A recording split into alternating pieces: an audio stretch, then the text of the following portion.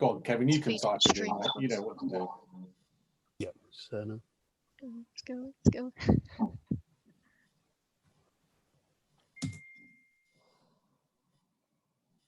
Yeah, it's 6 Ps, mate, not 7. Okay.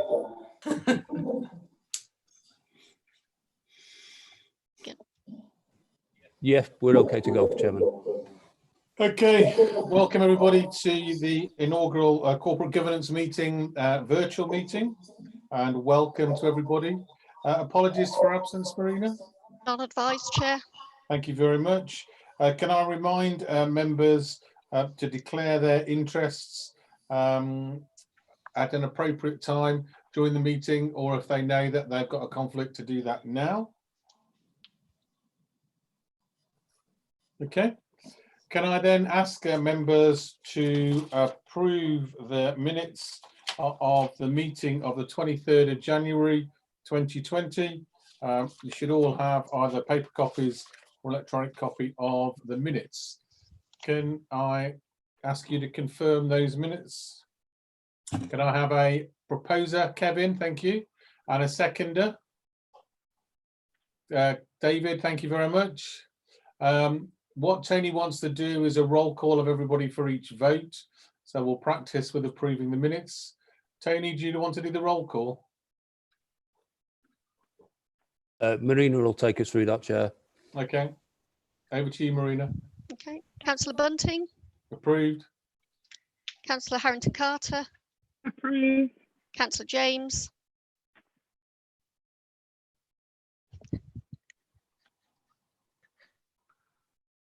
Sorry, approve. Councillor Parker, Approve.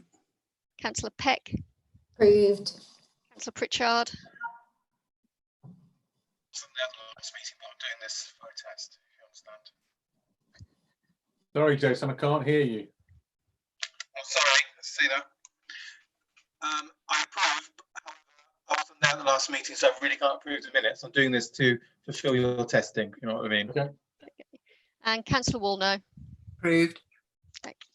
Thank you all very much.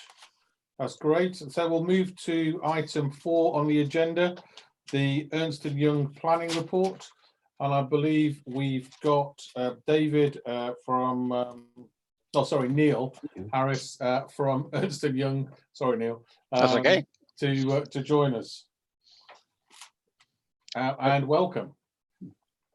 Thank you. Would you like to take us through your document? I would. Thank you very much, Councillor Bunting, and good evening, members. So for those of you that don't know me, I'm Neil Harris. I am the engagement lead for EY for the external audit of Daventry District Council.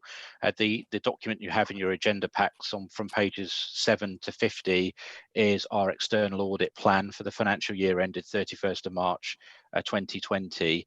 If I may, committee members, I'll just take you through the key messages in the audit planning document and draw attention to the key pages within the report in my summary, and then I'll be happy to take any questions. Is that okay as an approach, Councillor? Yeah. Yeah. Okay, so if I just start by saying that this plan has been developed substantially pre the unprecedented set of circumstances we're all facing as a result of COVID-19, but following a very helpful discussion with Audra and the finance team, we have had the opportunity to reflect our audit planning risks for the audit of the financial statements and our value for money conclusion in light of COVID-19. So this audit plan brings us right up to date with those areas where we'll be focusing our audit attention for the 1920 financial statements. And this is obviously now our second year as the council's external auditor. And we've obviously now developed a good understanding of the council's control environment, those areas that we think are driving our focus around audit procedures, both on the accounts and the value for money conclusion, drawing on the outcome from last year's audit, and that's shaped our assessments of audit risks. So if I take you to page 11 of your papers, you'll note those areas where we're identifying either significant or inherent audit risks in our audit procedures, and in doing so we have taken account of where we think there may be increasing volatility as a result of COVID-19 on certain balances within the financial statements. So if I start from the top, there is a standard risk that we have on all audits of public sector bodies on the management override and misstatements due to fraud and error. That's work that we do on an annual basis, looking at significant and material journal items, unusual transactions, and the estimates that management make in the financial statements. We also consider where there might be a risk of management override manifesting itself in particular account balances, and we've drawn out that the incorrect capitalization of revenue expenditure consistent with last year is an area where we'll be testing to a lower threshold, looking at the how the council's accounted for capital additions as part of its capital programme. The net pension liability and the valuation of the council's land and property and investment properties are areas where we have identified significant audit risks. Again, a lot of that is consistent with the prior year because the information that you receive on both the net pension liability and also on the valuation of your assets does come from specialists and is always subject to estimation and uncertainty and judgments and assumptions. What we're reflecting in the audit plan is that some of those assumptions may be more volatile now as a result of the year-end circumstances with COVID-19, particularly around the measurement and valuation of the pension fund assets within the Northamptonshire Pension Fund, and we do ask our pension fund auditors to undertake a programme of work on the valuations, but we would also be looking to understand how you've accounted for your share of the net pension liability within the financial statements. And also we're probably paying a closer attention to the valuation of those assets that are based on market value and are subject to volatility in markets at the moment, particularly investment properties, which is linked in with your subsidiary company and the work that we're doing with the component auditors. And it is in those areas where the council does have investment properties where we'll be engaging, as we did last year, our EY real estate team to support us with the external audit work. What will probably feel new to you in the audit plan is what is the statements we're making around going concern. Now, I just want to make it very clear that I'm not saying that we have a significant concern on the council's ability to operate as a going concern, but in light of the circumstances and the risks that councils are facing up and down the country as a result of COVID-19 on financial pressures and cash pressures that we're seeing across the public sector, what we will be doing during the course of our audit and up to the point at which we issue our audit opinion is just continue to understand the council's own financial planning assumptions, looking at the council's viability, and going concern looks 12 months forward from the date at which the accounts are authorised for issue. So that we will need to continue to look at the council's financial planning assumptions, how the council's mitigating any shortfalls it might be forecasting in its financial position and its projections on cash flow for the rest of for the next 12 months. But in particular, just to gauge whether there are any material uncertainties that need disclosing in the council's financial statements.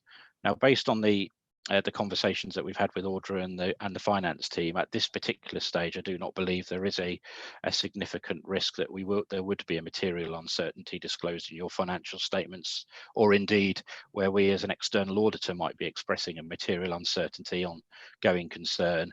But this is such a fluid position, I think, across the public sector, and not least further clarifications about what funding councils will be getting to alleviate cost pressures, and also where councils are losing income, particularly from some commercial activities. So I'm very clear on the risk profile with Daventry. I do not think it's significant, but I think it's important to say that there will be a minimum programme of work we will need to do to look at going concern up to the point we issue our audit opinion. IFRS, at the time of drafting the audit plan, IFRS 16, which is a new accounting standard on leases, was due to be introduced in the next financial year, but that's now been deferred to the 2021-22 financial year. So the level of work we'll need to do on the understanding the accounting under IFRS 16 will be more limited this year, but we'll still look to assess the council's preparedness for those new standards.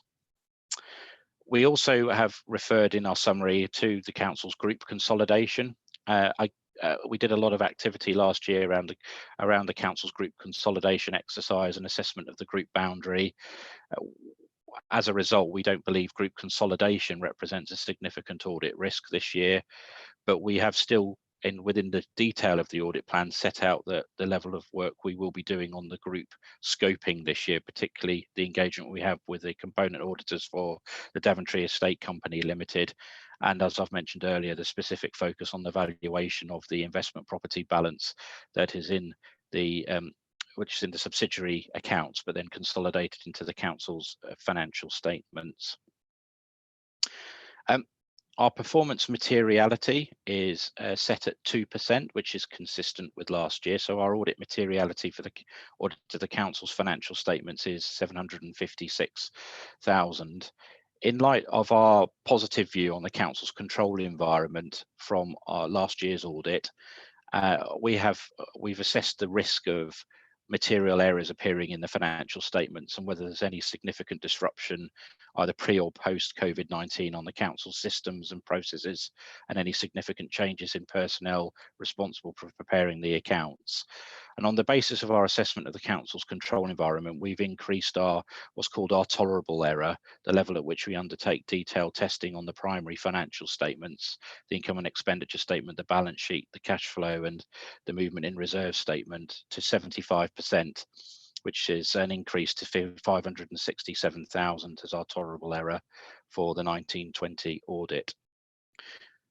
On page 21 of your papers, we've set out the impact that we see across our group of public sector audits that we're undertaking across local government, police and fire and rescue services from COVID-19. And that will be guiding some of the work we do when we review the accounts and undertake our audit procedures. But I think it's important to say, beyond the net pension liability and the valuation of the council's land and property and investment properties, the other areas we'll be looking at will be large that we think might have a higher risk attached to them, is the impairment of receivables, and particularly the outturn position that the council will be accounting for on its collection fund position, and the recoverability on council tax and business rates, which we will be looking at closely as part of our year-end audit. I think just a couple of other points I want to say before, by way of wrapping up on this. We are resourced to undertake our audit in July. We've had a good discussion with Audra and the finance team on their preparedness for the year-end accounts and also the preparation of working papers to support the audit. We've been able to secure sufficient resources to undertake our audit in July. What I can't promise in this meeting is whether we'll be able to issue our opinion by the end of July. You may be aware that MHCLG, in light of the circumstances with COVID-19, have given preparers of the accounts and auditors increased flexibility around reporting dates this year. So the council has a target date of up to the end of August to produce a draft set of accounts, and a period up to 10 days in September for its public inspection period. And the target date for publication of the audited accounts is now the end of November. Now, my working assumption is that we'll be complete well before the end of November. What I can't guarantee is whether we'll be complete by the end of July. And where I think there might be a risk to that position is when we might get assurances from the pension fund auditor for Northamptonshire, and how we build in any outcomes from the pension fund work, and anything else that may be related to COVID judgments and disclosures that we might need to work through with management over the course of our audit in July and into the summer. So I would anticipate that we would be looking to come to this committee in July with a substantially concluded audit results report setting out where we are and any outstanding points, and take a view then from yourselves as a committee as to what further reporting you would want from the officers and myself before we conclude. But I would certainly anticipate our audit being concluded by September of this year. And finally, in Appendix A to our report, we provide quite 2 or 3 pages worth of commentary on audit fees. So I've had a discussion with Audra on our proposed scale fee variation from the 1819 audit, and reached an agreement with Audra of a variation of £7,500, which is with PSEA for consideration at the moment. But the Appendix A provides a fair bit of commentary about our view on the scale fees that are set by PSAA for the 1920 audit on onwards, and refers to several comments on the regulatory and professional context facing preparers of the accounts, the complexity of local government accounts and the value for money work auditors need to do, and some of the regulatory environment that's increased the level of audit work that we need to do in certain areas such as pensions and asset valuations, just to give two examples. So we are, as a firm, going through an exercise with PSAA to provide information on all of the bodies that we audit about what we think a scale fee would be to represent a quality audit within EY. And it says within the audit plan that I will be having discussions with management on what we think that level should be. I haven't had those conversations with Audrey yet, though I'm looking to set up a discussion to do that. And I will endeavour to update this committee on the outcome of those discussions at your next meeting. And I suppose with that, Chairman, I'm happy to take any questions on the audit plan.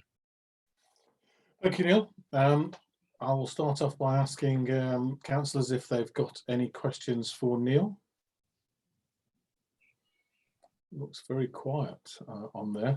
I know Tony and Audrey would be very remiss and disappointed in me if I didn't ask you about the planning materiality and scale, which seems to be ever increasing year on year. And yet, if we strip out the monies that we collect effectively for others, you know, this is a council of a day-to-day revenue spend of around 15 million. And yet 756,000 does seem to be quite significant against that figure. Whilst it's not a large figure in the totality of the monies that go in and out, a lot of the monies that go in and out, of course, are not Daventry's. So we base our figure on gross expenditure that's included within the comprehensive income and expenditure statement, and I suppose we don't net out the intra transactions that Daventry have with other local government and central government bodies to reach a view of what is specific to Daventry, and therefore should drive our audit materiality. And that's I suppose a consistent calculation that we do across all of our public sector bodies. I would say the top line materiality of 756,000 is yes, it is an increase, but it's a relatively small increase from the prior year, and is the top end of the range that EY can set its materiality at. So we could set our materiality at 1%, or we could set our materiality at 0.5% of gross expenditure. It's my judgment that materiality should be set at 2% of gross expenditure, because that reflects my view on the council's financial stability, the overall profile of the council and the risk environment it's facing at the moment, notwithstanding the future transition to unitary. And I believe that's an appropriate level. Talking about the future transition to unitary, on page 17, you talk about pension liability valuation. Clearly, the liability is going to increase as the stock market has gone down. How would that affect the councillors as an employer's covenant and affordability, particularly with the move towards the unitary next year? I'll give you my view on where you might need to get the answer from that, because in terms of the actual financial statements, we are auditing an accounting adjustment that's included within your financial statement. So IAS 19 is effectively an actuarial estimate used for accounting purposes. The acid test of the affordability of the fund is the triennial valuation that on the Northamptonshire Pension Fund, and that should have taken place in the 1920 financial year, and that triennial valuation should give you more of an indicator on the health of the pension fund in the transition to unitary. Okay. Whether Audrey wants to make any comment on that, or I know, but I'm going to leave it while I ask my questions. It's the right of the chairman to ask questions first. On page 19, you talk about going concern compliance for the council. Clearly, TDECL is a limited company and is governed by company law. How will you be able to determine whether or not TDECL under company law rather than council accounting rules will be able to demonstrate a going concern? Yeah, so that's a very good question. So we would be expecting the component auditors, and we've actually issued direct instructions to the component auditors for TDECL to comment to us on their assessment of going concern of the subsidiary company and the extent to which it's relying on any support from the council to enable it to operate as a going concern, so that I need to be aware of that as the council's group auditor. So ultimately, it's the responsibility of the subsidiary auditor to form an opinion on whether your subsidiary company can operate as a going concern and express any material uncertainties on that. But I've specifically issued instructions to the subsidiary auditor to address those points and report back to me as the group auditor. What will the impact be on the council's accounts if TDECL isn't deemed to be a going concern without significant support from the council or at all? So I would need to assess the extent to which that level of support from the council is necessary, whether that be cash flow or financial support for that organisation to continue to operate as a going concern.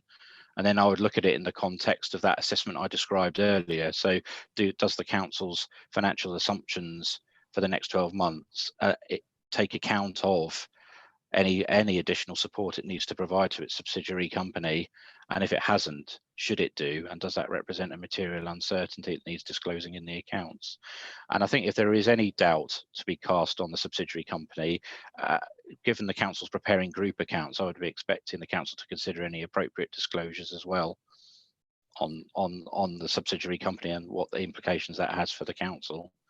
Okay, I'll go to Kevin. Do you want to unmute your mic, Kevin? Kevin, do you want to unmute?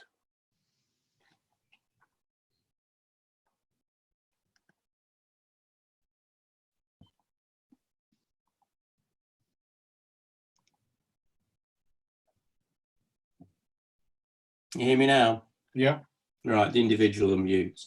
I picked up what you were saying about the COVID-19 and things like that, and what the assets are worth and the pension liability and these sorts of things. But of course, that's at a point in time, isn't it?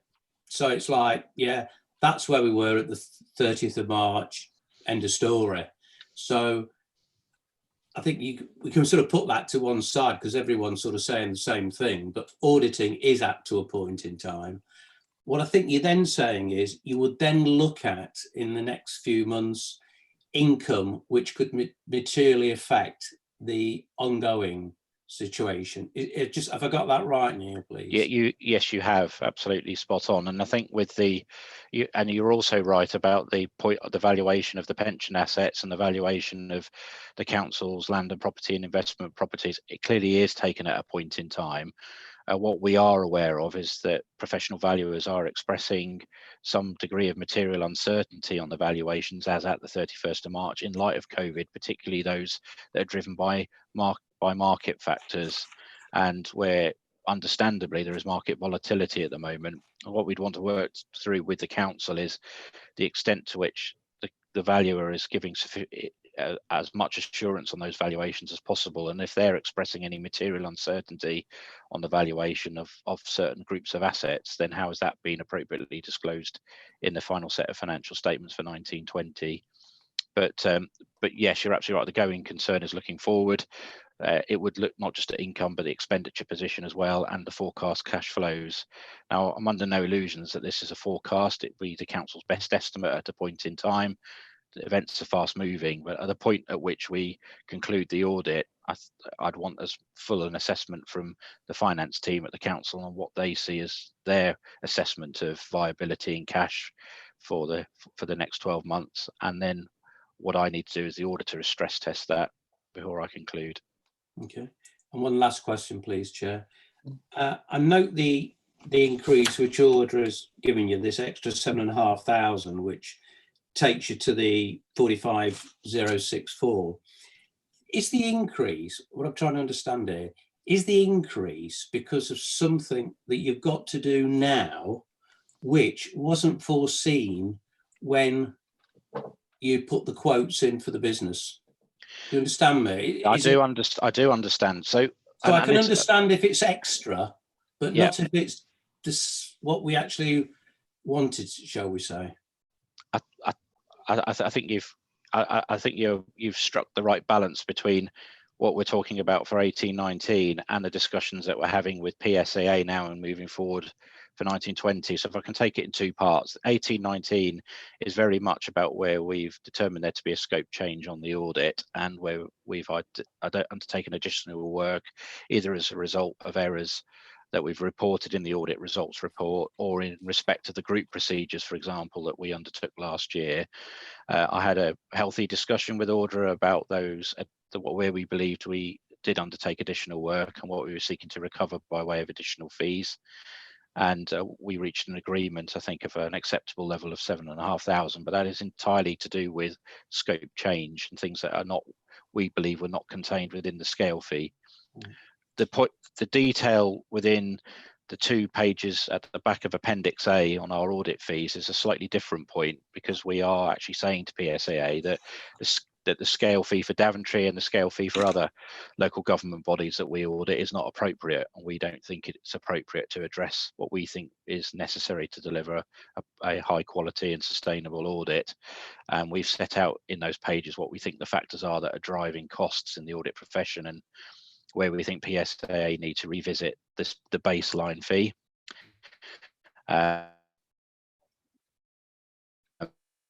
And in EY, we've done now a set of modelling about how good those councils are at responding to audit questions, how prepared they are for audit, how technologically enabled they are, their risk and complexity, and that's produced a proposed audit fee for 1920.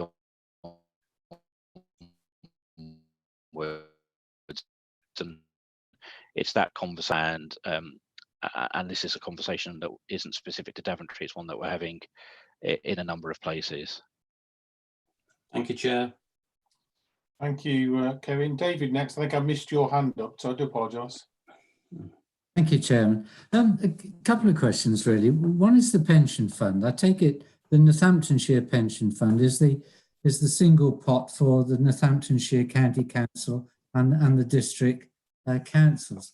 Now, I know there are rules about what assets proportion-wise can be held, but just off the top of my head, you know, I'd like to ask, what proportion is invested in, or off the top of your head, what proportion is invested in bonds versus shares versus real estate? What can be invested? My concern there would be, in case anyone of the other authorities has piled too much money in property, which I think is a concern nationally, really. Yeah. Especially prime property and single large assets like a shopping centre. I mean, do we know if Northamptonshire has gone down that route? It's a pension. I think Audra might be able to give us more of an answer and help Neil out on this one. So should we go to Audra next? Yes, please. Thank you.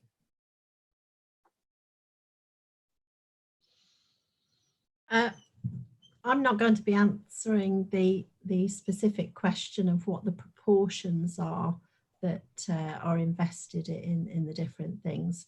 What I do want to mention, though, to give members the assurance that although Northamptonshire County Council are the administering authority for the pension fund and all the administration surrounding that, so there is a pension committee who challenge on exactly those things, but there's also a pension board, and on that pension board they have employer representatives from across the districts. They have employee representatives to make sure that all the things that are put in place by the pension committee take all of those concerns into account. So it's the process around that, rather than me saying, you know, they've got 25% in property. They'll take all of those things into account.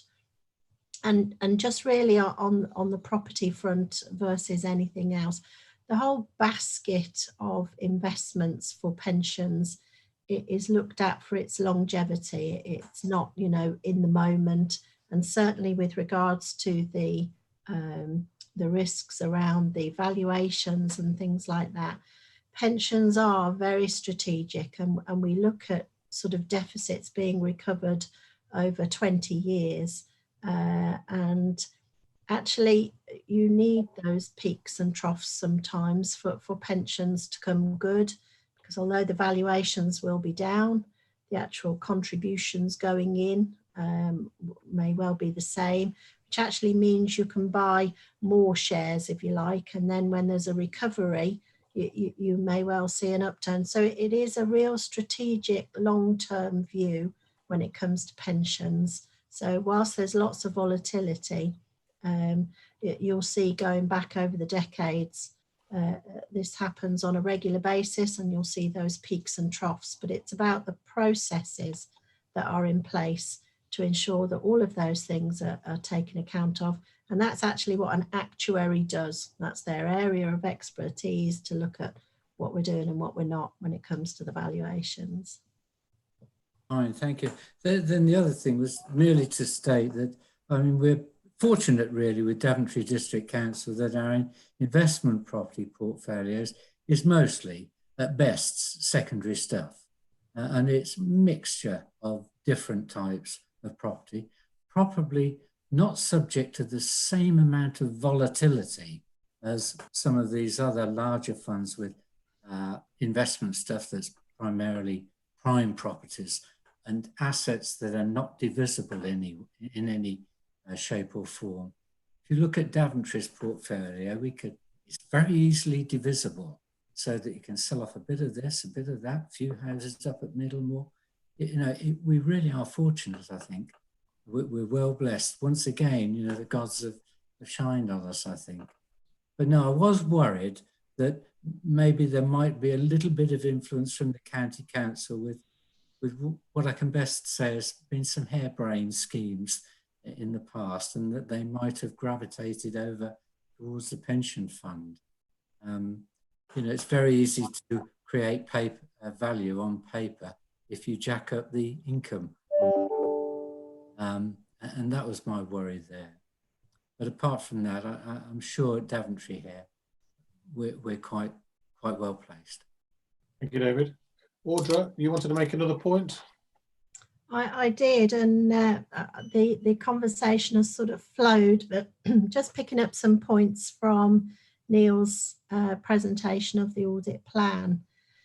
I just wanted to pick up with members, that the deadlines for producing the statement of accounts has moved, and like Neil says, we've got until the end of August.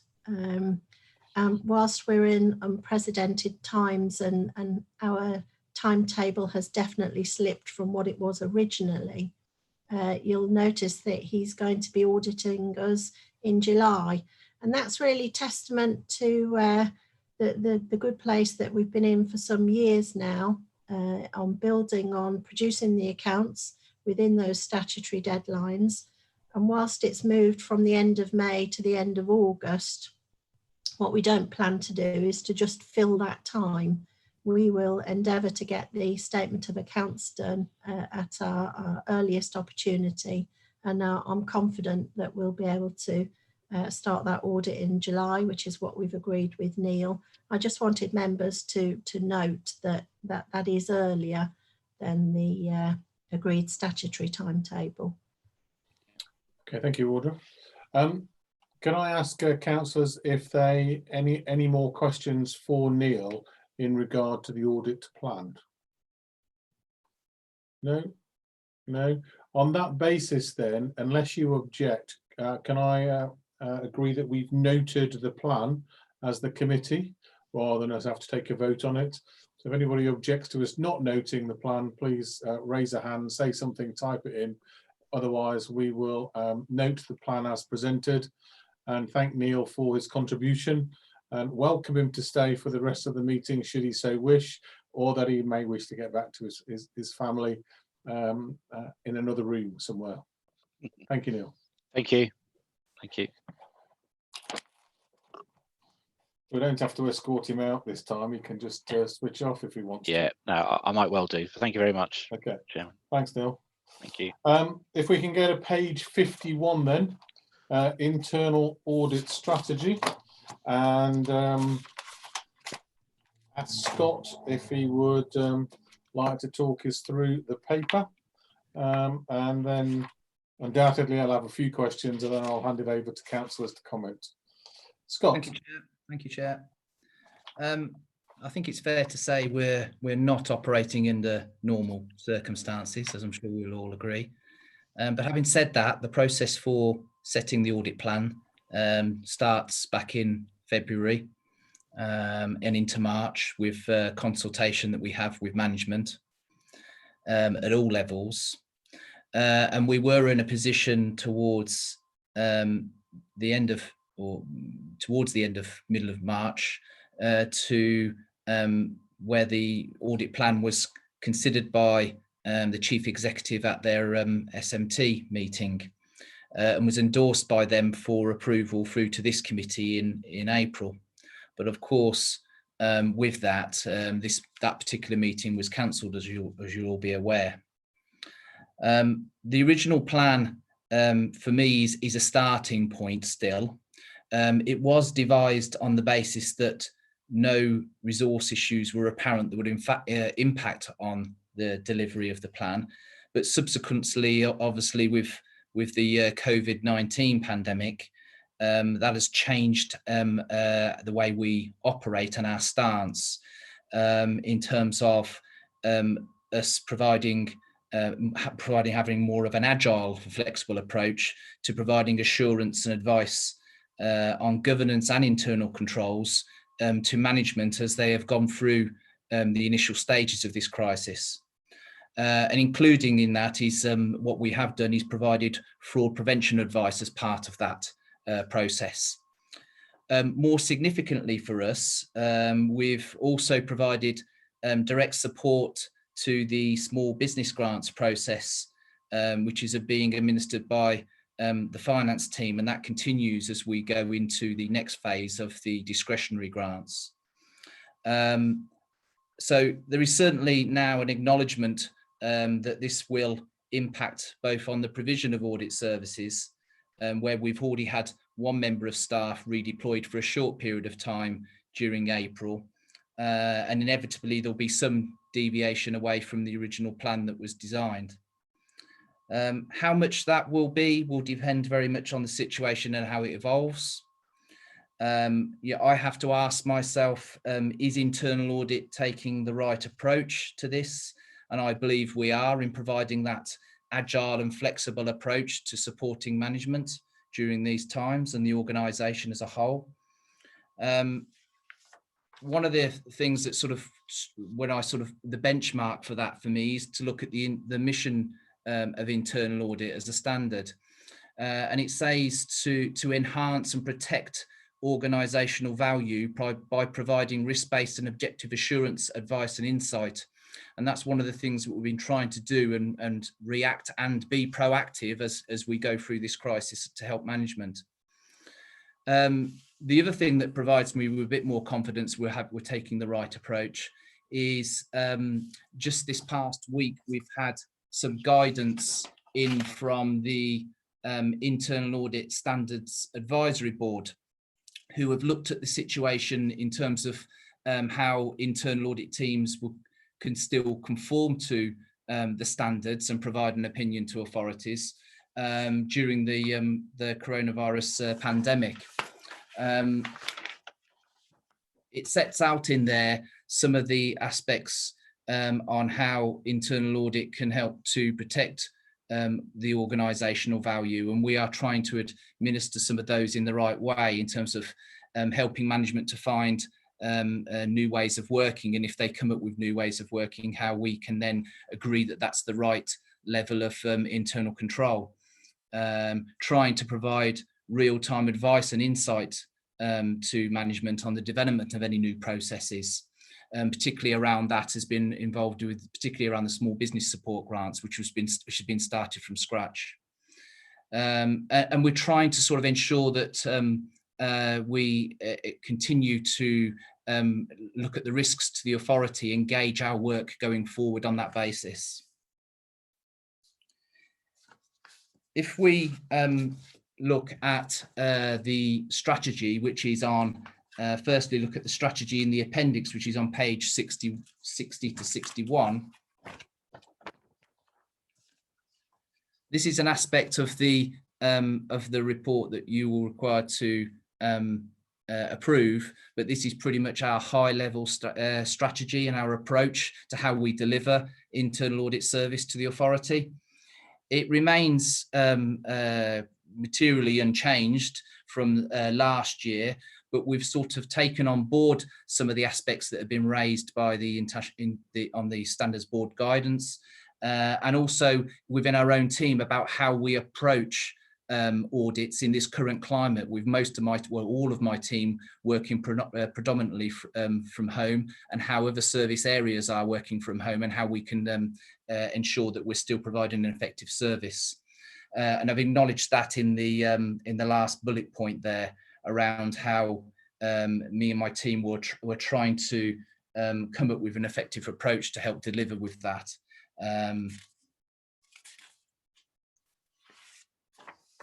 So that's the strategy aspect. If we dive then into where the original audit plan is from page 69.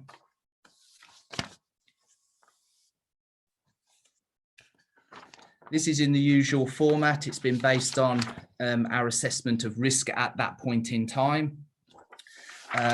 It flows on from the work that we undertook in the last financial year, and we'll come on to that within the annual audit review and some of that work that was postponed and had to be moved in to here. It's set on the basis of us being fully resourced. So as I mentioned before, this is a starting point for us. And what I want to sort of touch on then is how then onto page 73, what we've done then is I've set out here sort of my initial assessment of the impacts and considerations on the organisation as a result of COVID-19 and how we're trying to react to that. You'll notice at the bottom of that page, there are some highlighted considerations for future audit work. And we will be trying to build some of that in as we go through the next 2 or 3 months. But one of the key things for us is going to be that continual consultation with management and also with you as members to ensure that the right assurance is being provided throughout the year. So the forecast level on the impact of resources over the year is going to be difficult to predict. We have this starting point. We've got the considerations of where we are with the COVID-19 and how we're trying to help management to and provide assurance to you and to management on aspects that are changing during that time and the changing risks to the authority. And we'll continue to liaise closely with yourselves and management as part of our certainly with management as we go through that process and with yourselves as part of the next progress report. I'm open to take any questions members might have. Thank you, Scott. If I start one, then members can get their questions ready. I note on pages 60 and 61 where you set out the main goals. A lot of that is really around how internal audit appears to be changing. Not strictly your area, but one of the things that comes across from this is the council's need to digitally transform itself, and particularly as we move forward and go to the unitary, that sort of came across quite strongly to me. The other issue on the plan on page 69 is, given that we are heading towards the unitary position, whether we want it or not, we're going there. Clearly, there is an issue potentially around culture and behaviour of the employees as they all recognise that their employment may change, may not even be there in the future, or they may be looking to leave and move on to elsewhere. And there's the COVID element. And one of the things I thought under the risk management bit, rather than anywhere else I could see as a natural base, would be something around culture and behaviour, and how do we ensure that that is also raised in there. And then on page 73, second paragraph talks about the senior auditor going over to the finance team. but clearly there are new processes that are occurring with these small grants for the retail, hospitality and leisure sector, and I suspect we've been asked for quite a few of them. Given it was a very rapid turnaround, it was a new system, clearly mistakes might happen or may have happened, we don't know yet. And given that that is funding from the government, where does the liability fall if fraud has been undertaken or there's a pure mistake happened? How do we deal with that within this? The other thing that I didn't pick up from here as well on page 73 was, what are the implications around service delivery change? And as having to pivot from doing one set of activities to another, what are we thinking around in control mechanisms there? If you want to answer those, and then I'll go to Kevin first and other people afterwards, yeah? Okay, well, I'll try and pick up all of those questions. There was a number in there, so you'll have to remind me. If I start with the small business grants one first, we've been heavily involved in the process. Audra as CFO asked us at an early point in that to provide direct assurance through that. So although one member of staff was provided directly to support that process, as an internal audit team, we were also providing, or certainly I was providing assurance from in terms of providing audit advice directly as that process was being developed. And also then the counter fraud officer came in at a latter stage to provide her support and advice to that process. In terms of then if there are errors in payments, and you're quite right, it was a process that was really we were really up against it, and there was pressure, you know, to get these payments out. In terms of where the liability sits, then that sits clearly with the government, as I understand it. If you're nodding, Audra. I did say I'd let Audra's asked to speak. I will let her in first this time, because I did keep her out till last afterwards. So as soon as you've finished, I'll let Audra come in. Yeah, as I understand it, the liability for that lies with the government. As I'm aware, I don't think we've identified to date through our payment assurance and post-payment assurance checks. I don't think we've identified any to date that are shown as fraudulent. But obviously we will come and be providing a further assurance process once we've closed that initial first stage off, to see if there are. Okay, and then the culture and behaviour. Yeah, culture and behaviour. I think, you know, in terms of like the audit plan where we are, this is the initial impacts and assessment. You're quite right. As we go forward, risks are going to change the authority, the new normal, which we're talking about in terms of how services are delivered, where people are, that's going to be key. And one of the key things, that's one of the key things from the guidance from the Internal Audit Standards Advisory Board. One of theirs was around internal audit helping to organisations to understand and plan for the longer term risks resulting from the current crisis, and how to protect the organisation and its services going forward as we get back to get to a position of the new normal, as it were. But it's going to be a moving beast, this, in terms of what audit we undertake, in addition to trying to get the original audit plan delivered as well as best we can. Audra, I've unmuted you. Why, thank you. Couple of things with regards to, you know, where the liability lies if there's fraud or error, and we're all human, so even from an error point of view, that there may well be the odd one in there. But what the government have said is that as long as we can show a robust process, in that we did everything we could to identify those errors and risks, then they will stand any losses, and that's where I am satisfied in terms of with the involvement of Scott and the team at the earliest stages of putting this plan into action. And it really is you know, testament to the teams that, you know, to date we've got 90% of those payments out, that's working well. And I'm satisfied if we were externally audited that those processes are robust, and that even if fraud had occurred or errors, that there would be no losses to the authority. Thank you, Audra. I'll ask Kevin. I've unmuted you, Kevin. I don't think you have. Ah, honest. Yes. Go on, Kevin. Yeah. Right. You're going to the internal audit planning and what you've been saying there. I accept that things can change, obviously. But if we looked at it, there's 472 days allocated, of which 33 are related to the computer environment. So TIA, I presume, are going to do those without any problems. So we're down to 439. Within that, you've got high and AR, which is your audit requirement, which is 267. Can I assume if you have to knock things off, you're not going to take them from the highs and the ARs, you're going to take them from the mediums and the MRs. So you're concentrating on the highest risk.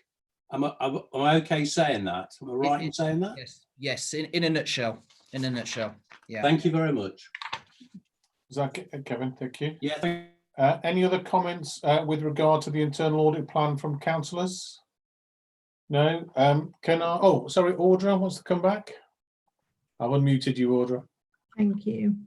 I just wanted to say that as the CFO, I have a statutory responsibility to make sure that there are sufficient resources, and that if anything was to change along the way, that I wouldn't hesitate to come back and ask for additional resources if they were needed. And that's not just about whether there are sufficient audit officers to do the work. If any of the workforce is impacted and audit weren't able to audit them at the time, so it meant that there was a bottleneck later on, which meant we needed more auditors from that point of view, then that's my statutory responsibility to make sure that they are resourced to the level that we need to get those high priorities for going forward. And that helps with the unitary as well, so that when we do move over, we're in as good a shape as we can possibly be.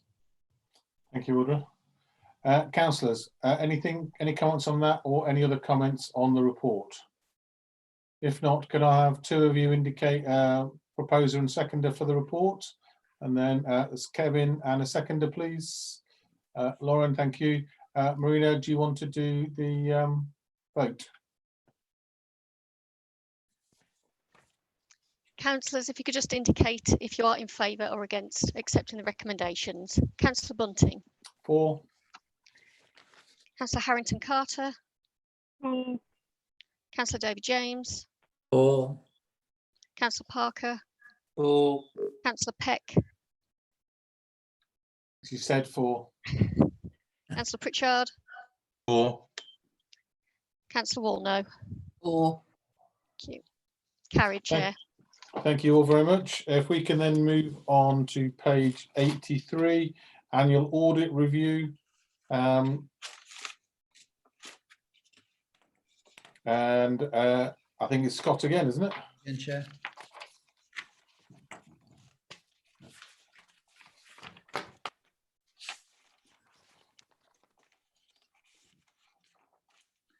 Okay, so we have the culmination of the work that we've undertaken during 2019-20. This is a report in the same similar format each year, covers all the areas of around audit, governance and risk. It first sets out a summary of the performance of internal audit and our conformance with the standards, and then it moves into looking at the overall opinion that I provide on the adequacy and effectiveness of the organisation's governance, risk and internal control environment, together then with a summary of the work that supports that opinion. Okay, so if we go over the page into page 84, you'll see there in the table set out is a list of indicators which shows the level of the productive days and our delivery on the completion of the plan. And we'll talk first about the resourcing of that plan and the impacts on that during the year, particularly as we're headed towards the end of the year. So the resourcing of that plan was based on a full complement of internal audit staff, which was in place for the majority of the year, except for a short period, which you may recall from my progress report, where we had a secondment of our corporate fraud officer post to another area in the council, which resulted in a short loss of around 30 days to the plan side, although most of that is in terms of delivery of the counter fraud strategy, which continued thereafter when that officer, when we appointed somebody on a fixed term contract to the end of this current financial year. But obviously then we have the impact of the COVID-19 pandemic, which took place from around mid-March. And you may recall that a lot of our work gets completed during that end of year phase from April into May. So it has had a direct impact on a lot in terms of the completion of audits. You may recall back in January, the progress report that I provided at that point said we'd made good progress, and we had. There were no audits at that point that had been cancelled or indeed added to the plan. And then prior to the start of the pandemic, we were in a position of around 2 audits which were not likely to be completed. They're over the page and on the bullet points around care and repair service and housing allocations. Those 2 audits were not necessarily subject to us not having the audit resource to complete them.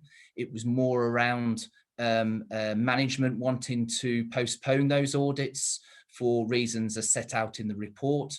And given the significance of the resources within those areas, we agreed those changes with management, and we've subsequently picked those up within the new audit plan. Thereafter, then we have the impact of the pandemic on the audit resources, as I've mentioned in the previous report, around April and May, and that resulted in the cancelling or postponement of the creditors, audit and housing benefits.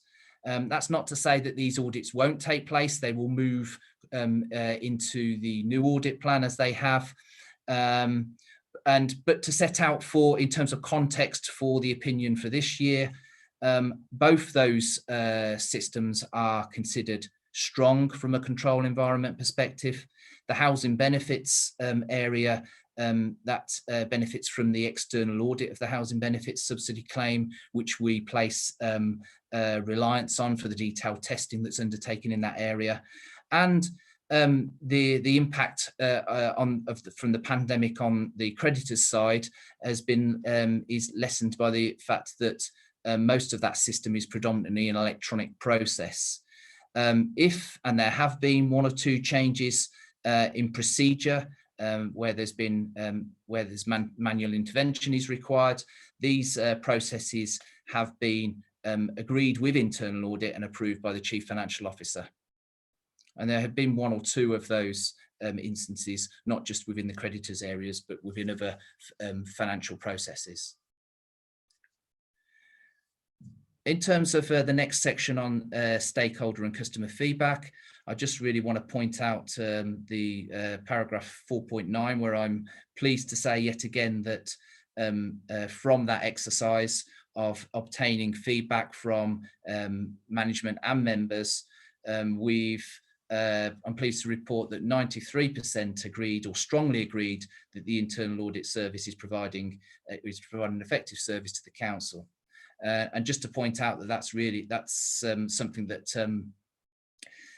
I rate really highly in terms of the what management and members think of us from that perspective, and how that has been the case for a number of years. because most of what we do as well is around providing confidence to you in the assurance that we provide. Moving over the page, in terms of the our conformance with the standards, nothing really much to say there other than we've held steady during the year with further enhancements having been made following a complete root and branch review of the audit process, so that we continue despite the recent events to still be able to adhere to the standards in full, and certainly that has been the case during 2019-20. And really just to mention from the, we're not due an external quality assessment.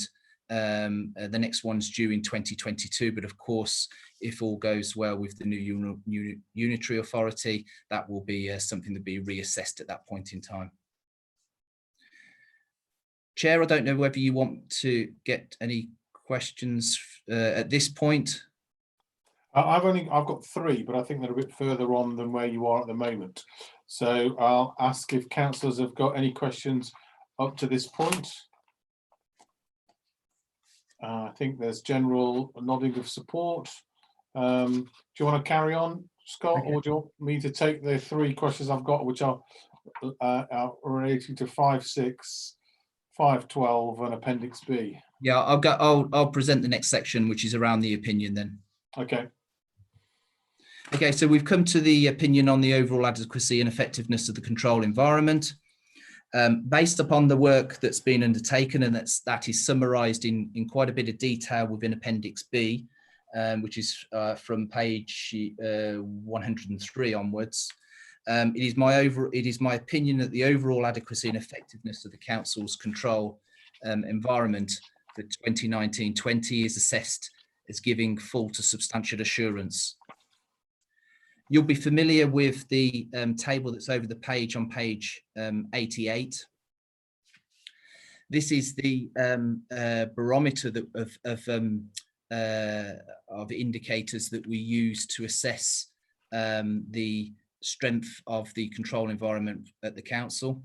You'll see from the 2 main indicators there, the full, substantial to limited, minimal assurance. That particular assurance ratio remains high at 91 to 09, and that has been the case for certainly the past 4 years. And in fact, I think when I went back and looked at the records, we've been in a favourable position for some years now. I mean, in contrast, the position some 10 or more years ago was we were looking at a ratio of 52 to 48. And also for a 42% rate for implementation of high priority recommendations. So you can see the journey we've been on over a period of time, and but more recently have a strong control environment. You'll see from the agreed recommendations that have been implemented as high priority, categorised as high priority, that stands at 100%.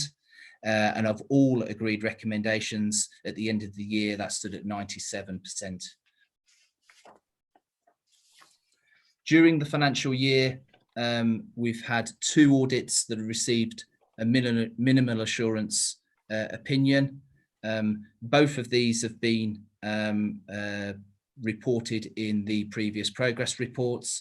The first on shop improvement grants was reported to you back in September, where we confirmed that all matters at that point had been satisfactorily implemented also. And the second audit on the Abbey income was detailed in the January 2020 January progress report. In terms of that latter audit on the Abbey income, we've been trying to complete off our follow-up audit work. There has been some delay in that, given that the Abbey has been closed, and we've been trying to get to a point where there was an effective level of transactions in the process for us to be able to sign it off, but we haven't necessarily got to that stage. But in terms of the control environment that's been put in place, most of the recommendations have been implemented. Of the 8 there, I think I say 4 have been completed, 2 partially and 2 outstanding. So we're looking to try and get that that work signed off within the next 2 to 3 weeks. The only one that's new to you in here is on homelessness prevention. And we wanted to, or I wanted to raise this within the report as an area of corporate significance. Firstly, I'd like to say, I mean, in terms of the overall opinion, it got limited. I gave it limited assurance, and the impact of the recommendations in there were considered moderate to the organisation. Firstly, I'd like to say, though, that we did, as part of the audit process, confirm that there were an adequate set of controls in place by the Housing Options Service to help discharge its duties under the Homelessness Reduction Act. However, there were a number of issues which were identified regarding the administration of the council's homelessness prevention scheme policy, to the extent that there were some notable deficiencies and inconsistencies in the control environment.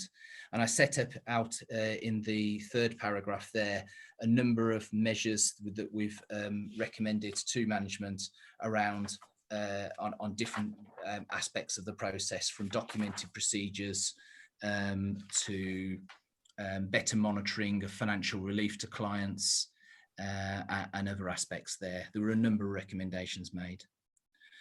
Furthermore, what was interesting to us was towards the end of the audit field work, we became aware of 2 visits that have been made by the MHCLG, 2 separate visits. The reports came in quite late on those. They were received by management in September and November last year, respectively, and the results of both of those visits contained some very useful observations and advice from our perspective, which without additional work or specialist advice, we wouldn't have been able to have come up with the same conclusions. So it complemented our work quite nicely. One aspect of note from those visits, or the reports from those visits, was that MHCLG had identified a significant proportion of households that were presenting for assessment at financial relief stage, which indicated that more work was maybe required to better raise awareness with wider services and other agencies. The second notable point, which I've raised in my audit report to management, was around that the council was not charging for the use of bed and breakfast accommodation, which in the experience of MHCLG, they considered that to be a highly unusual arrangement. Whilst there was some evidence that management and officers had gotten together to deal with this aspect while we were towards the end of our audit field work, it was clear to us that action could have been taken much sooner on that. Both audit visits reports had not been formally considered by SMT at the point of our audit. And from a governance perspective, we made that clear to management that we expected such external assurance reports to have been presented to SMT. Again, we're trying to undertake a follow-up of this particular work. I've had a recent management update which has indicated that there's been good progress being made to support full implementation of the recommendations, but until we've undertaken our follow-up audit, which has been slightly delayed, I can't confirm that. But certainly the indication is that there's most of them have been implemented. And also then just to mention, moving on from that, that there was no matters remaining outstanding from the annual audit review for last year, for 2018-19. Sorry. Scott, thank you. Councillor Pritchard, Jason, you've got a question? Oh, thank you, Chair. Well, first of all, this review is incredibly comprehensive, as it is every year, and I thank Scott and others for putting this together in an appearance of candour and transparency, really, throughout. And I'm glad that they raised the deficits, and there are deficits with the homelessness, the way we adopted the HR Act, and in terms of some of the processes and controls that were put in place. So as this wasn't, first of all, I suppose my first question is, why weren't we notified of these discrepancies when in fact they were available 8 months ago in terms of members? That's a question I want to ask. But because I personally and other members weren't notified of these issues, and it's come to this corporate governance committee, I do reserve the right just to make some statements without any answers, knowing that Scott can't answer those directly. Those being the creation of a spreadsheet or database to regularly monitor the provision of financial relief to clients. That was not in place. So I just want that stated, and a question to get back to me as a member. I mean, I can put it within another vehicle, but there are it's very disappointing actually that the MHCLG were able to identify all these discrepancies, including the inability of the council to charge for bed and breakfast accommodation, which I found, it took me 6 minutes to find the code of guidance that that's what we should be doing, and liaising with other benefit systems. But I suppose one of the most damning, and again, congratulations to Scott for pointing this out, is that then, although there was moderate organisational impact, I'd just like to state that if you may remember that I actually penned under the S&I committee a task panel regarding homelessness some years ago, before the introduction of Reduction Act in 2018, and identified there that Daventry District Council was an outlier nationally in terms of statistics, in terms of prevention, and those that were noted that were possibly homeless within our district. So it wasn't a surprise to me that when 60% came forward within this report, that were at the stage of requiring quite desperate financial assistance, that was expected from me. But however, in the report, it says it was not expected. I just want it noted, Chair, that I'm really quite disappointed with some of the applications in relation to the response to this Act, and what we should have been doing all the way along for the last probably 2 years since since that HR Act was came to force. That was all. Thank you, Chair. Okay, Jason, you raised some interesting points there throughout that. What action do you want as a follow-up to that? Because I think you've made 3 key points, and I think that's worthy of response, either ex-committee or via S&I. Well, can I ask for your guidance what you think the most appropriate vehicle is? I mean, I would suggest it's not us, it's probably S&I rather than corporate governance. yes, But I don't see any reason why we can't ask Tony to move this over to S&I and ask S&I to have a look at the points that's come out through the audit.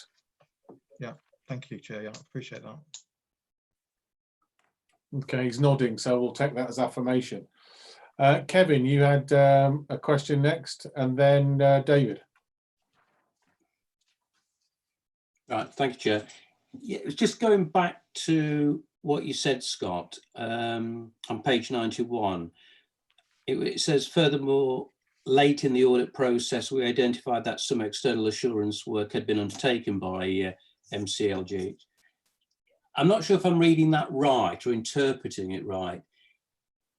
Did you not know that that work had been undertaken, or it was just late when you were told, if you understand me? We were in the latter stages of our audit. We obviously had a number of issues that we were likely to raise at that point in time. I'm not sure exactly how it came to our attention, but we weren't, it was something that it didn't come about to the individual auditor that was undertaking it. It came to my attention via management through other means. I can't remember exactly as I recall, but we weren't aware. We should have been made aware of that right from the outset of the audit. We set out a terms of reference, an audit brief, which we agree with management. And it's one of the things that we would have expected to have been shared with us at that point. that there had been some visits made, and that they were likely to be considering the process and making and suggesting improvements. So it was really late in the process when we understood that there were these reports, and once I saw sight of them, it would have been remiss of me not to have delved into some of those issues a bit further, and that's what I did. It extended the audit somewhat, but I felt it was necessary to complement the two with each other and get those issues put forward to senior management.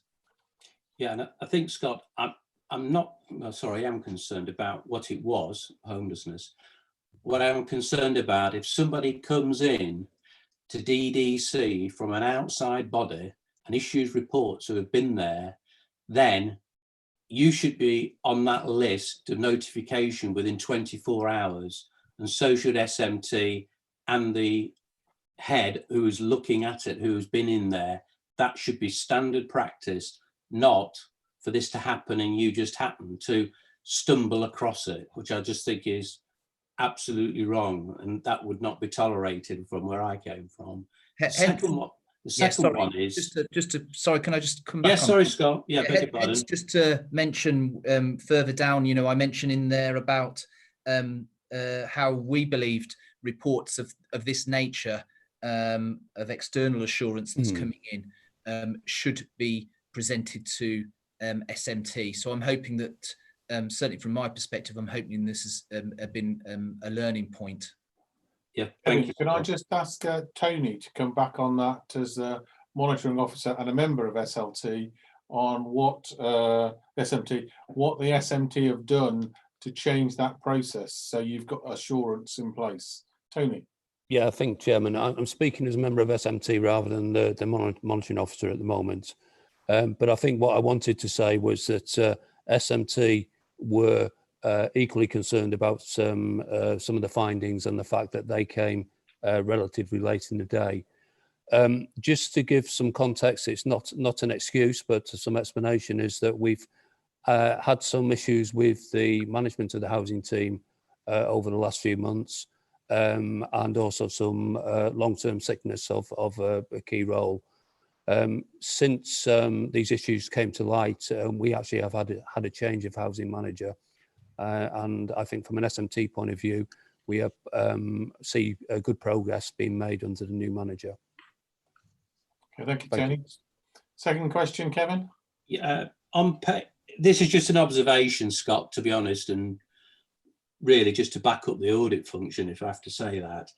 On page 102, when it says questionnaire for heads of service, I'm disappointed that 7 people couldn't either put strongly agree or agree and put neither, and 2 put disagree, which gives an 84% rate.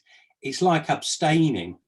You know, it's not what you should do if you're trying to improve things within a business.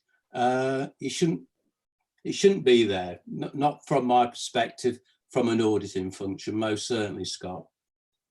Rather than Scott answer, can I ask Tony as a No, member it's of not, it's an observation. To come back, because I was going to raise the same point about the 2 who've disagreed with those points. And I think they go to the heart of internal audit. Either we've got internal audit completely wrong, or the 2 heads of service have completely misunderstood what internal audit is for.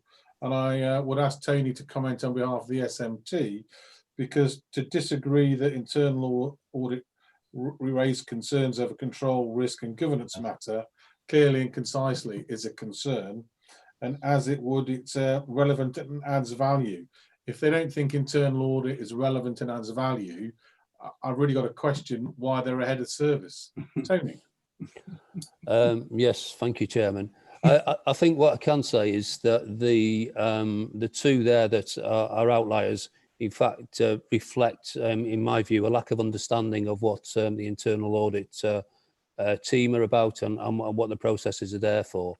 Yeah, it does stick out like a sore thumb, but I think perhaps we should be focusing on the good message, positive message that coming from the majority of the our service managers. I don't know the detail offhand of those two outliers, but I suspect we can have some discussion with Scott offline and see what we can do to improve awareness in that particular area. I think we would appreciate that, Tony. All right, Kevin, I presume you finished. I'll go to David. Microphone, David. Keep forgetting that. Thank you, Chairman. It's about the bed and breakfast payments to the homeless. Prior to the coming into being of the Homeless Reduction Act, most councils, I think, were under the impression that homelessness in Daventry district was a minimal. We don't have people sleeping on the street. There may have been the odd one or two sleeping under the canal bridge or something, but we don't have them sleeping about on the street or in the parks or shop doorways. Consequently, if there has been say a failure, I use that word guardedly, to make sure that claimants for bread and breakfast payments are doing it through their housing benefit, you know, we couldn't have lost all that much money in the past because we weren't putting up a lot of people in bed and breakfast, as I see it. So if it's only a minimal amount, perhaps we should take note of that, which this report does, and that's the end of the matter. Of course, if we're talking about a very, very significant amount, and I'm talking about tens of thousands, then maybe that's a matter that the Scrutiny Committee should look at. It really is the magnitude of the problem. My understanding was that we didn't put up a lot of people in bed and breakfast in the past. But now, of course, things have changed, and that element of it has changed too, but we're taking the necessary safeguards. Thank you, Chairman. Thank you, David. Are there any other questions with regard to the annual audit review? Councillors? No, we are required to endorse it, which does mean a vote. So could I have a proposer for the endorsement, please? Kevin and Jason to second, and then Marina, would you like to do the vote? Same again, councillors. Councillor Bunting. For.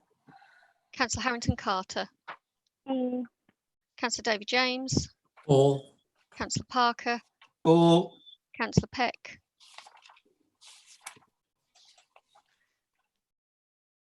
Councillor Pritchard. For. And Councillor Wallno. For. Thank you all. If we can move to page 109. And again, this will require endorsement at the end. And I think this is Tony to report on information management annual audit. Update, sorry.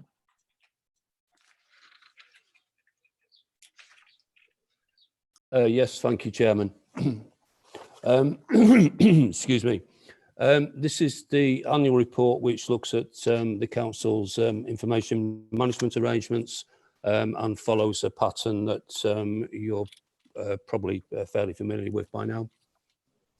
So I'll just take you through it section by section, picking out a few key points, but happy to take any questions.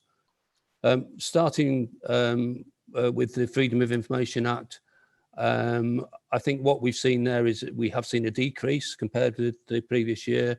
The numbers down by about 16%. The pattern's pretty much the same in terms of the subject matters. One thing that might account for the decrease, at least in part, is that we have been more proactive in putting information on the website, which enables people to find the information that they might otherwise look for through an FOI request. Moving on to environmental information regulations. Again, we've seen a decrease in the number of requests on previous year, quite a significant decrease in this, down by 30%. A lot of the work here is around personal search companies and conveyancing, and it may be reflective of the housing market, more than anything else. Moving on then to the Data Protection Act.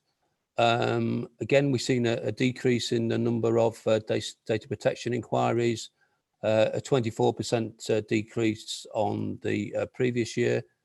The bullet points there set out the request types. I don't propose to add anything on those unless members have got a question on that, and move on to data protection compliance. And we can report, or I can report that that audit compliance continues to take place, and these are then captured under the data protection incidents. 11 incidents reported in 1920. Again, a significant decrease in activity from previous years. You'll see it's about slightly more than half we had in the previous year, and the details of those are set out on page 111. Then move on to the outcomes of the compliance audits. Overall compliance was considered appropriate to the level of the risk, but we note the biggest risk continues to be the retention of personal data held on emails, e-files and e-folders.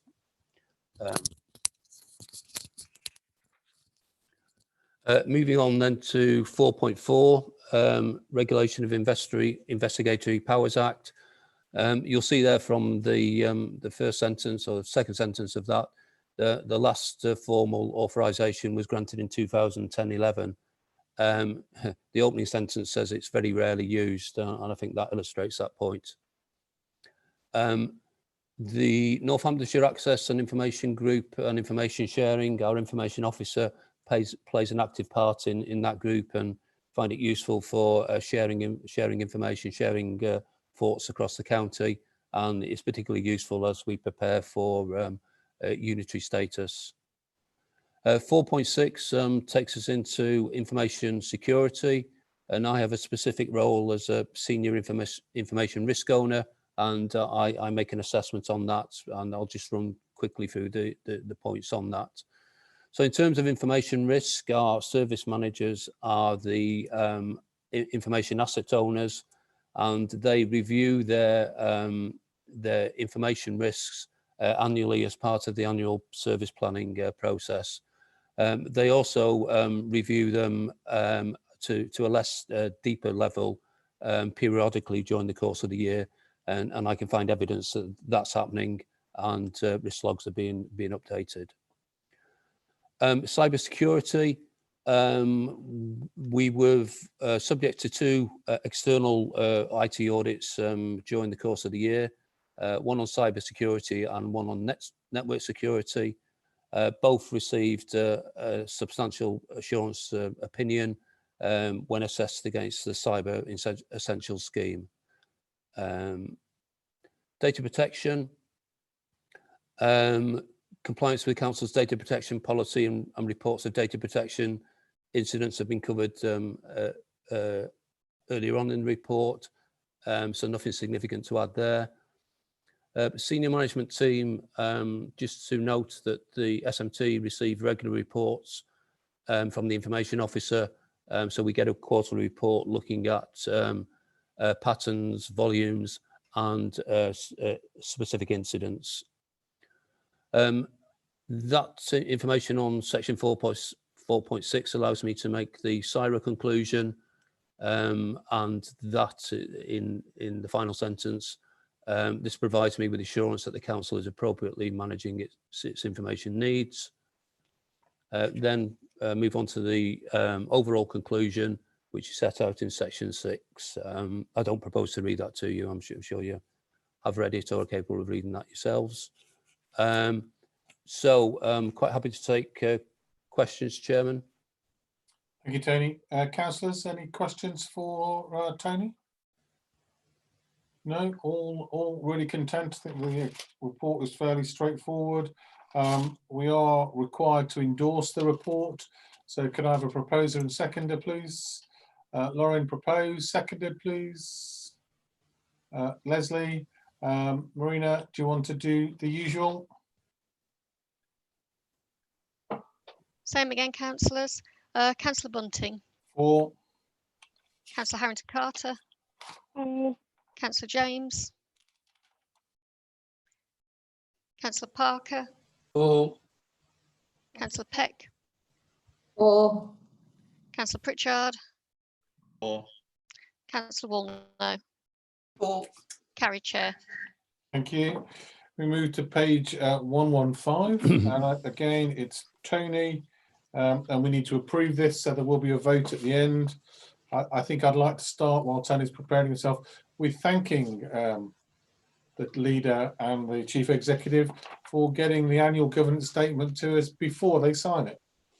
So you may wish to make some comments, Tony, and then I've got a few comments on the statement itself.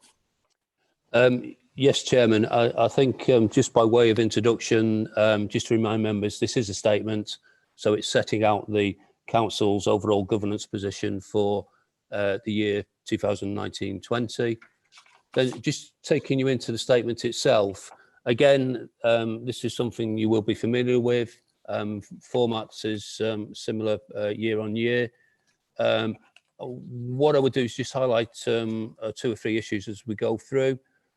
First one is on the bottom of page 118, which is looking at the Council's governance framework and just picking out a change in the senior management team arrangements, which came in late in the year, but I think it was worth capturing here.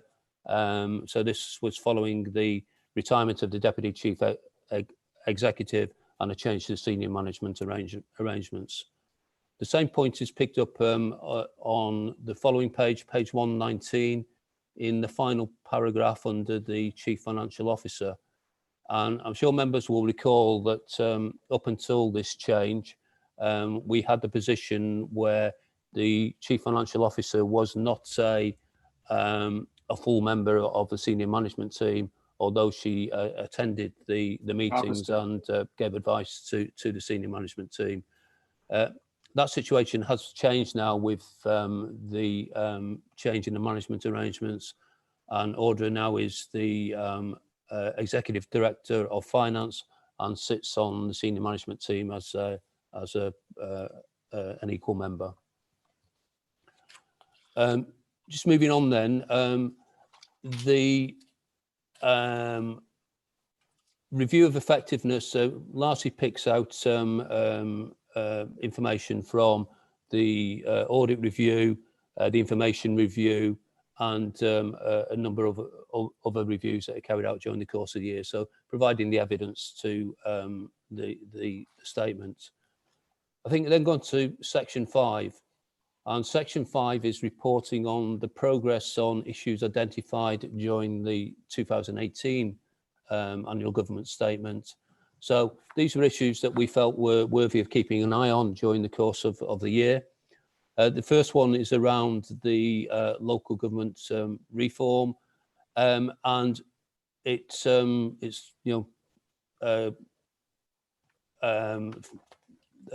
it's worth noting how much things have moved on actually during the course of the last 12 months. At the time this was raised as an issue, we hadn't had the legislation through to confirm the local government reform, and the concern really was around work being carried out at risk, and clearly that has moved on with the legislation coming during the course of the year. However, things have moved again, particularly around the COVID-19 situation, and you'll see when we get to section 6 that there's an issue being identified around that as well. So it's moved on, slightly different issue, but something, again, we'll need to keep an eye on. The second bullet point was around the delays in the external audit of the council statement of accounts. And again, at this point last year, we were aware that the external audit would be delayed and wouldn't allow us to publish our statement of accounts as an audited state of accounts as we had planned to and we'd worked to. The concern there was that we may suffer some reputational damage, particularly given the climate around poor finances being reported across Northamptonshire. As it turned out, it wasn't picked up as a specific issue for Daventry. So although the concern was there, it wasn't, as I say, it wasn't identified as a negative issue for the council. The final bullet point in response there was picking up, again, relating to the move towards unitary and a desire that appeared to be in place this time last year with some members seeking legacy projects as a way of marking the demise of the district council. That didn't come to fruition either. I think it was well managed in the end by members themselves, and we didn't see any significant proposals coming forward. So we're then moving on to section 6, which is looking at issues we need to keep an eye on moving forward. As I said, the first one is around COVID-19 and the council's response to that, both as ourselves as a district council, but also working with other agencies. It is currently and for the foreseeable future taking up a huge amount of management time, officer time, and resource going into dealing with the council's and the community's response to COVID-19. So the concern really is that we need to focus on, retain some focus on our day job, and also still we have the local government reorganisation stuff running alongside.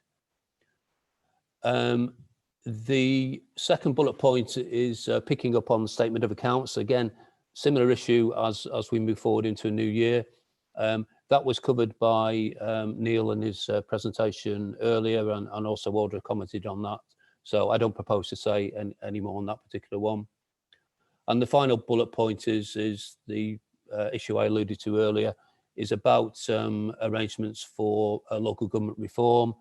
And whilst the legislative timetable is clear, when that timetable was being put together and being agreed, none of us were expecting the COVID pandemic to land on us, and clearly that's put a lot of pressure on us, as I mentioned earlier, about the dealing with the response to the pandemic, and has the potential of taking some focus away from the work towards unitary council situation.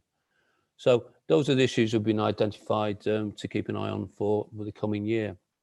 So essentially, members, that is the annual governance statement. Happy to take questions. If I go first and then colleagues chip in afterwards. On page 118 and 119, you talked about the changes following Simon's retirement there. But essentially, the penultimate paragraph on page 119 is virtually a duplication of the last paragraph and first para on page 119. And wouldn't it make more sense to move the last sentence from the penultimate paragraph to the end of that and just slightly reword it? Otherwise, it's just duplicating what you've got there, and I think that can be written better. Nif-naf and trivia, but there are inconsistencies in formatting throughout. On page 122, responsive behaviours, recognising that maybe was about members wanting to have legacy projects. I think there needs to be an internal and external look on responsive behaviours, because the internal is what we talked about earlier about culture and behaviours on the transition to a unitary and what might happen there. But there's also the responses and behaviours to COVID-19. So I think there needs to be some internal and external reflection in that section as well.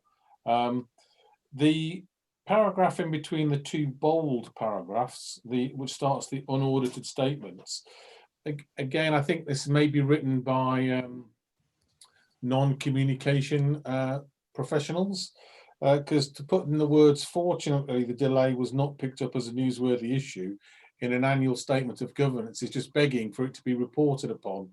as is the second bullet point on page 6, where it says the usual deadline will be played out in the public domain as wrongly a sign of governance weakness.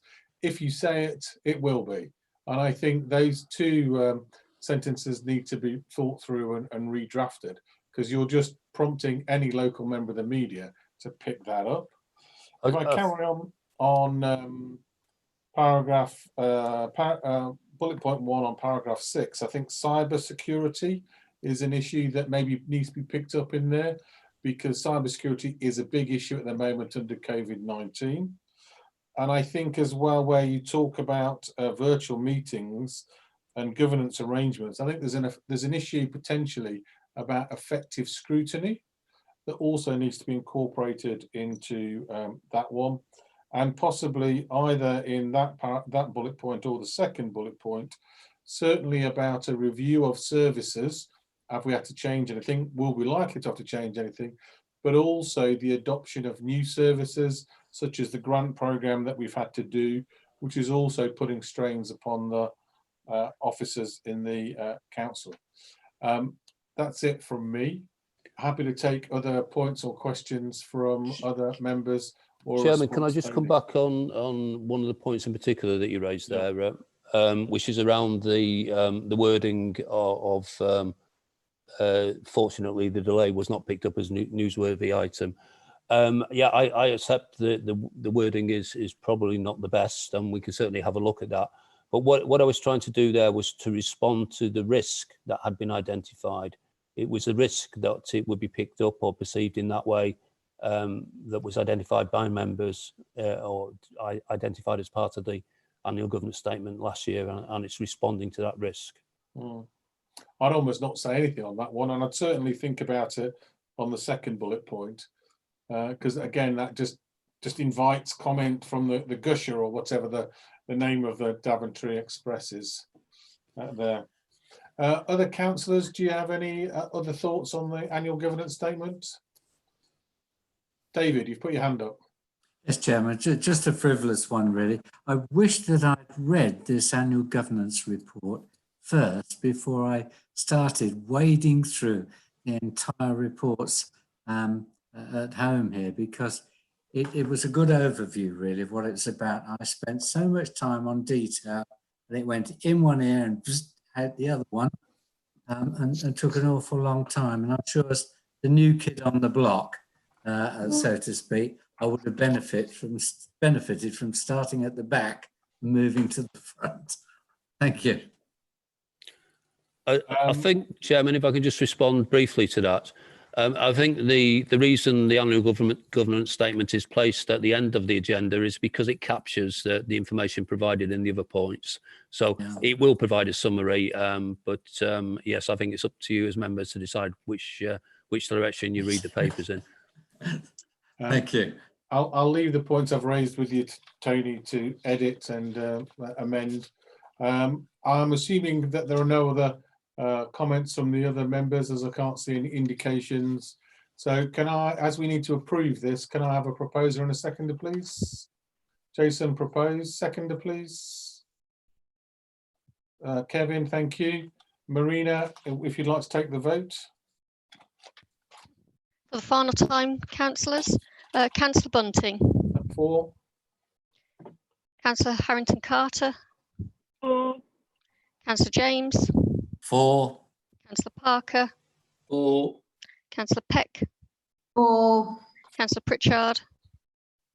4. Councillor Wolno. 4. Carried. Chair. Thank you, Marina. If we move to item 8, then item 9, no urgent business has been notified to me. So on that basis, can I thank you for your participation in this only second virtual meeting for Daventry. And if you've any comments or thoughts about how the process can be improved, please let Tony have them, because I suspect this will be the norm for a few months yet to come, if not the rest of the year, for future council meetings. So thank you all. Stay safe, stay well. I look forward to speaking to you in due course. Bye for now.